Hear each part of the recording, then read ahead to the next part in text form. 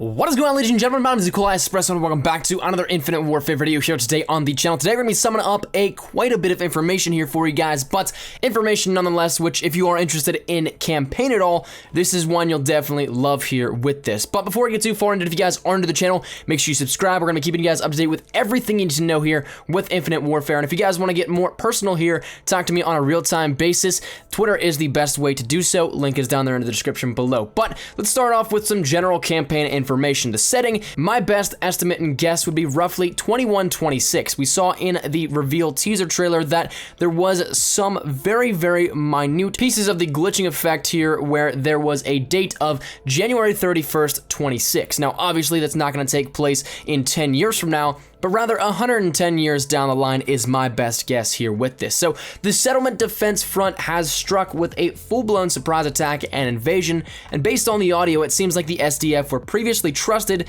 They were, as reported, an audio clip saying, "one of our own." So for whatever reason, their agenda is switched to conquering and destroying all. Our main factions are going to be the SDF, the UNSA, SCARS, as well as Sato. And we're fighting back alongside characters such as Reyes, Salter, as well as Omar, and presumably more here within this. But let's talk info that you don't already know. This is where we're going to be touching base on a few things that are brand new into the game, how we play it, and not only the story itself. So let's start with the basics. The Central Hub, which is the new version of the safe house from Black Ops 3, it'll be located on the massive warship Retribution. Now, does that name sound familiar?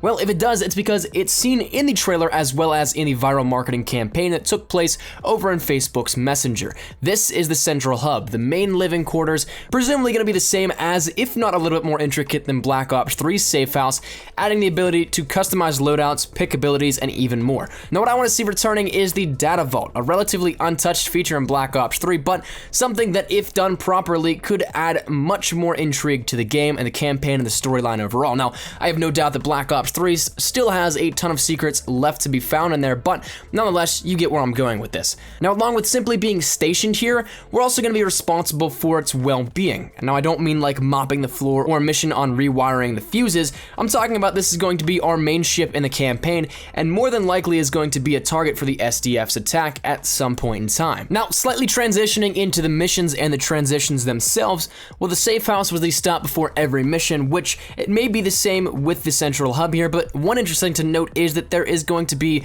no transition times from the ground fighting to aerial combat in space. Simply put, there are no loading screens, so when you get into the ship, you can take off and get into the space fight with no problem, except for, say, that few seconds that it takes for your ship to get up and out of the atmosphere, which then leads us to the Jackal. That is your ship in campaign, your fighter jet or spaceship fighter, whatever you want to call it here. Jacob Minkoff revealed this at IGN yesterday, and it will allow you to bring customization to campaign. With an apparent lack of previous upgradable items like an exosuit or the DNI implants in Black Ops 3's campaign, this one opens up a whole brand new world for customization, upgradables, and other items. This is what I believe is going to be the core item on the recent focus of abilities and upgradables in the campaign, because in the last couple of years, we've had that idea where you can take something that is directly inputted into your game in every single mission, and then you can upgrade different various pieces of that or change it out however you want to. So this, I think, is going to be the main focus for that customization as well as upgradable piece to the puzzle here. Now, the ship will also allow you to transform from two modes, the atmospheric flight mode as well as the zero G mode, which will allow you to maneuver quite well in various situations, from just standard flying to aerial dogfights. Now, the biggest thing that I'm excited to hear about is that the campaign will feature side missions which give in-game rewards here. Now, this offers a way to traverse the typical linear fashion of a campaign and allows for a more dynamic way a player can immerse themselves in the story. Now, the depth of this is yet to be known, such as, will it offer the ability for full-blown quests, or is it simply something like, do you choose to blow up this ship and spare the crew, or do you just blow it to hell? If it offers a more in-depth thing, which is what I'm hoping for, it can allow for a prolonged campaign, but also something that I'm very hopeful to see, a bunch of Easter eggs within a deeper connection to the story at its core. That's something that I think would be very cool and something that Call of Duty campaigns have kind of lacked here, are side quests, so I'm very interested to see where this is going to go.